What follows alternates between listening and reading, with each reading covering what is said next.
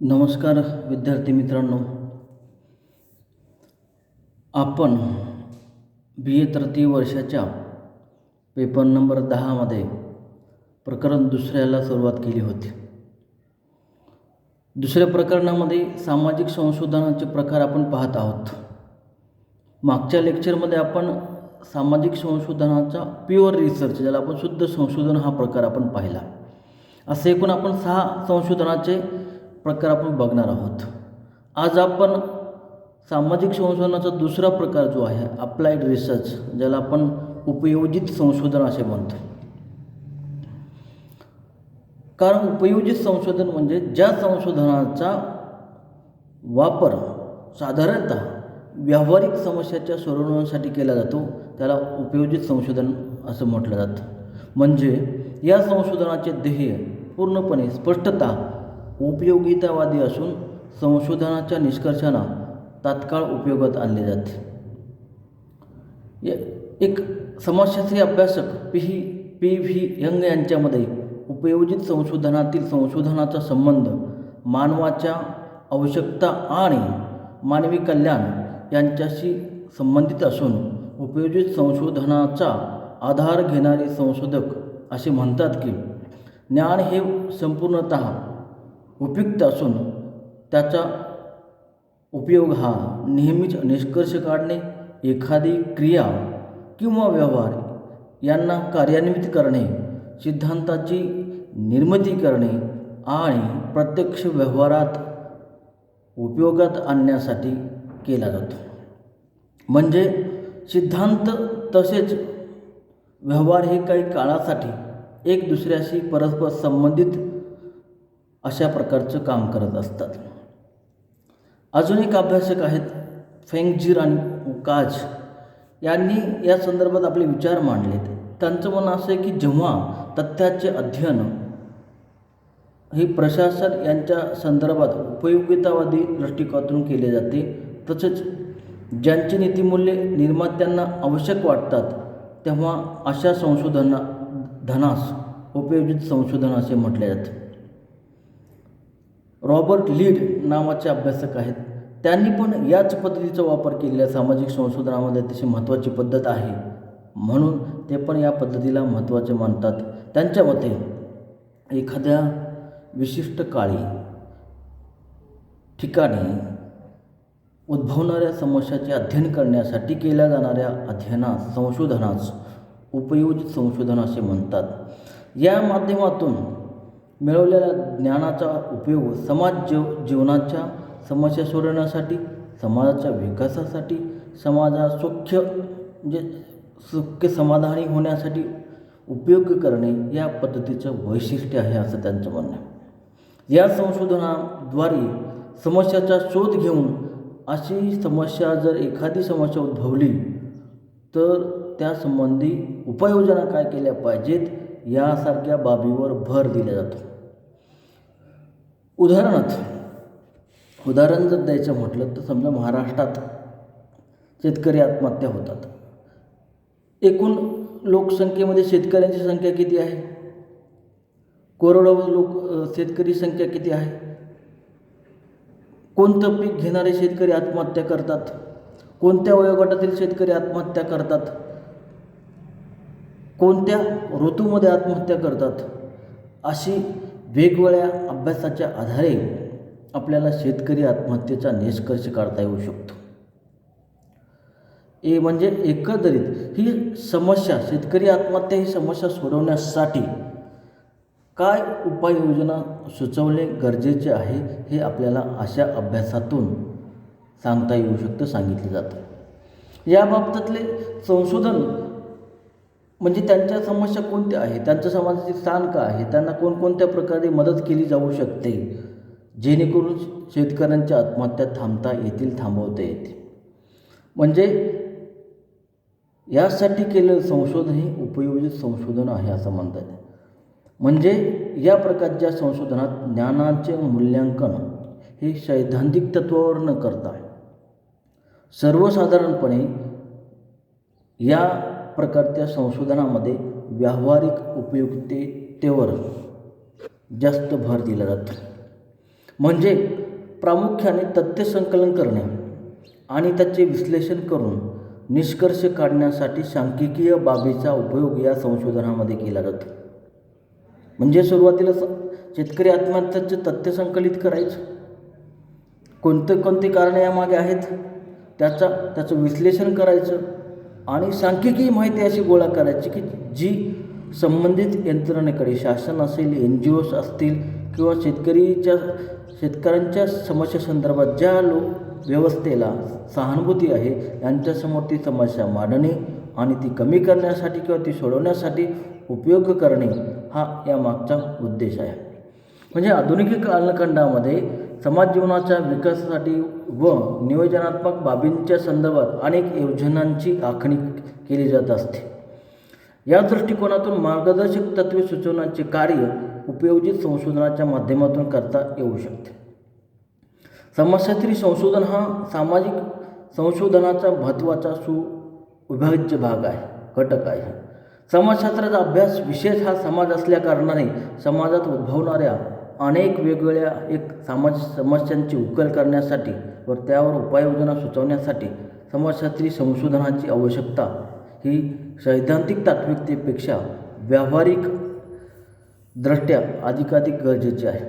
या दृष्टिकोनातून उपयोजित संशोधनाचे महत्त्व समाजशास्त्रीय संशोधनापेक्षा जास्त असलेले आपल्याला पाहायला मिळते. एकंदरीत जर विचार केला तर उपयोजित संशोधनाचे उद्देश काय आहेत हे आपण पुढे बघणार आहोत. ऑब्जेक्टिव्ज ऑफ अप्लाइड रिसर्च याचे 4 उद्देश महत्त्वाचे आहेत ते आपण पुढे बघणार आहोत. पहिला जो उद्देश आहे तो आहे ज्ञानाचा विकास, डेव्हलपमेंट ऑफ नॉलेज. कारण उपयोजित संशोधनाचा मुख्य उद्देश हा सामाजिक समस्या, सामाजिक जीवन, सामाजिक व्यवस्था आणि सामाजिक परिवर्तन इत्यादी संबंधात ज्ञानाचा विकास करणे हा आहे.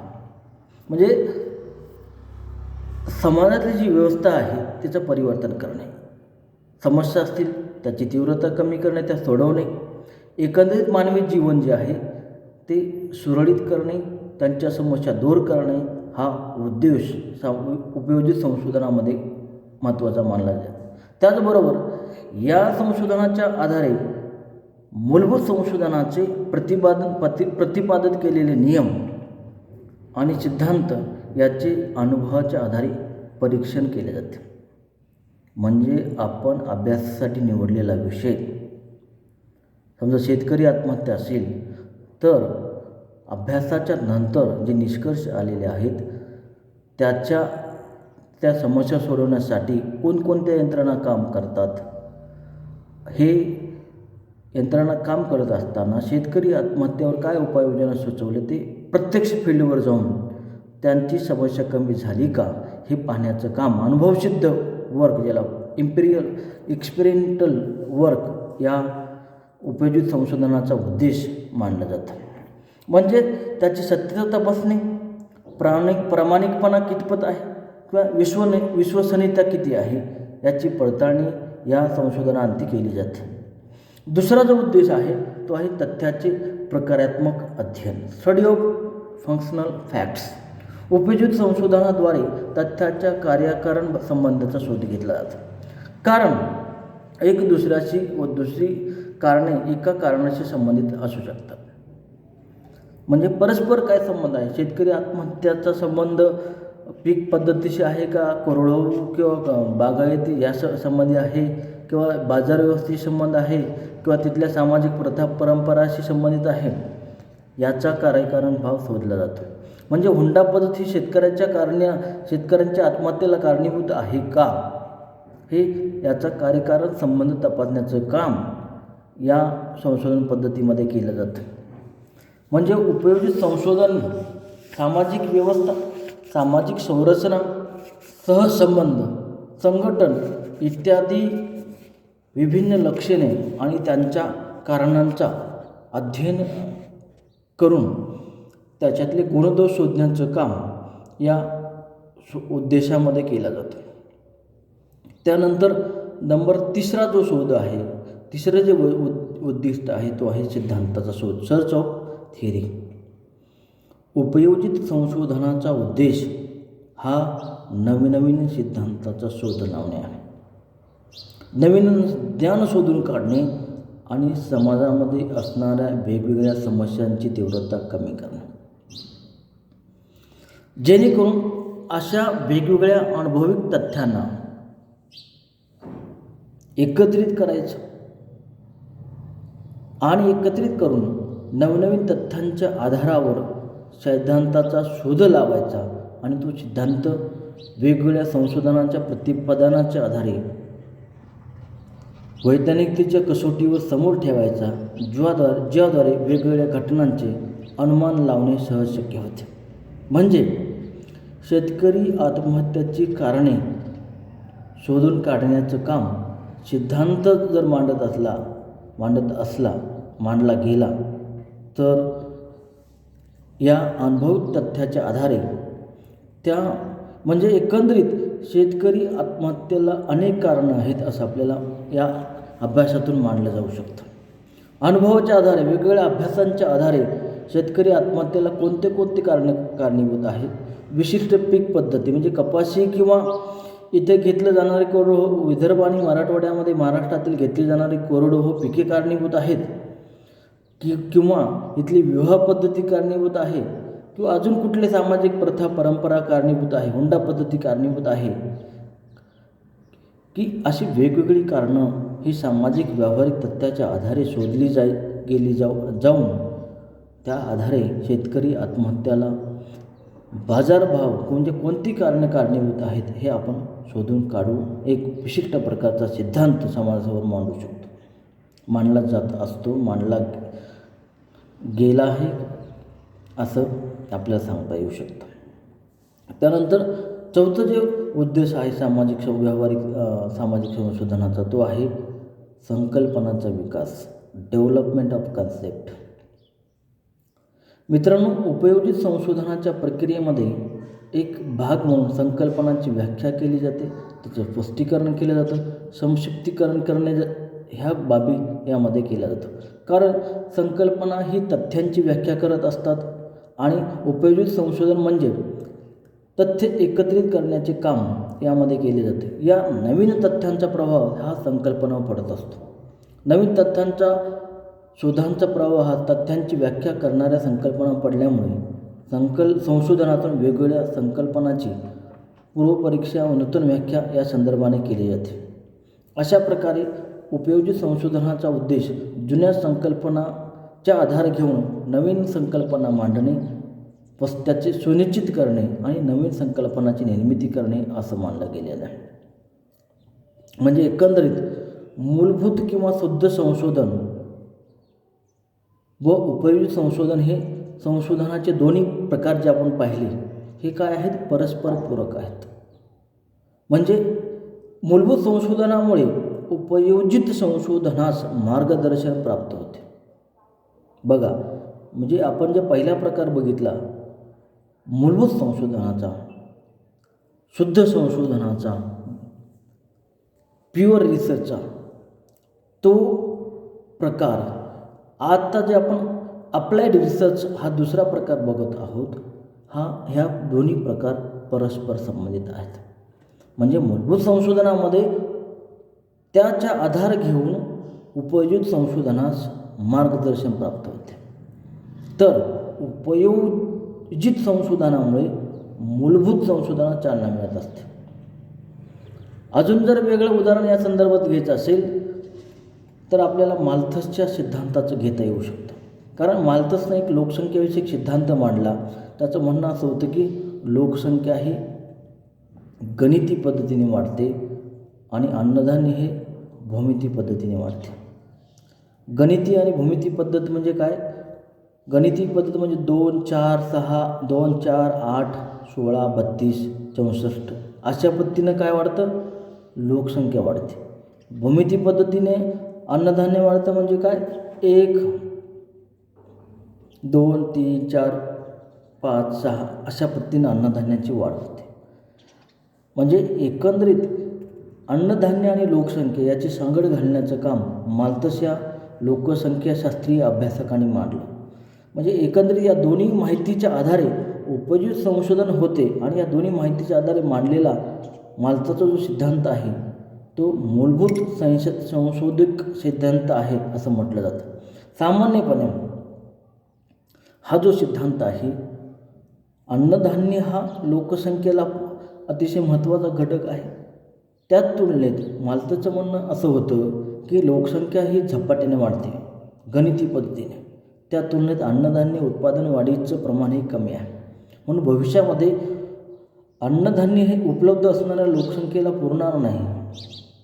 म्हणून अन्नधान्याची वाढ करणं गरजेचं आहे किंवा लोकसंख्या वाढ थांबवणं गरजेचं आहे असा दुय्यम पद्धतीचा दुहेरी सिद्धांत माल्थसनं मांडलेला आहे. इथं त्याचं उदाहरण आपल्याला देता येऊ शकतं. म्हणजे सामान्यपणे सामाजिक समस्यांचे अध्ययन करणे, सामाजिक घटनांचा मानवावर काय परिणाम होतो याचा सूक्ष्म अभ्यास करणे आणि तथ्यामधील कारण संबंध तपासून तर्कशास्त्री पद्धतीने नियमांची मांडणी करणे, तसेच मार्गदर्शक तत्त्वे शोधून मानवी जीवन सुखकर करणे हे समाजशास्त्रीय संशोधनाचा प्रमुख हेतू असतो. एकंदरीत मानवी जीवन काय आनंदमय झालं पाहिजे, मानवाच्या समस्या सुटल्या पाहिजे, जटिल समस्या निर्माण झाल्या नाही पाहिजेत किंवा निर्माण होऊ नये म्हणून या प्रकारच्या संशोधनाचा उपयोग सामाजिक शास्त्राअंतर्गत केला जातो. आणि हे संशोधन याची विभागणी या प्रकारामध्ये 4 उद्दिष्टांच्या आधारे आपण पाहिली. एकंदरीत या संशोधनामध्ये मानवी जीवनामध्ये उपयोगी अप्लाइड रिसर्च कशा पद्धतीने केलं जातं याचा वापर आपण इथे बघितला. त्यानंतर तिसरा जो प्रकार आहे सामाजिक संशोधनाचा तो आहे वर्णनात्मक संशोधन, डिस्क्रिप्टिव्ह रिसर्च. आपण पुढच्या लेक्चरमध्ये पाहणार आहोत. धन्यवाद.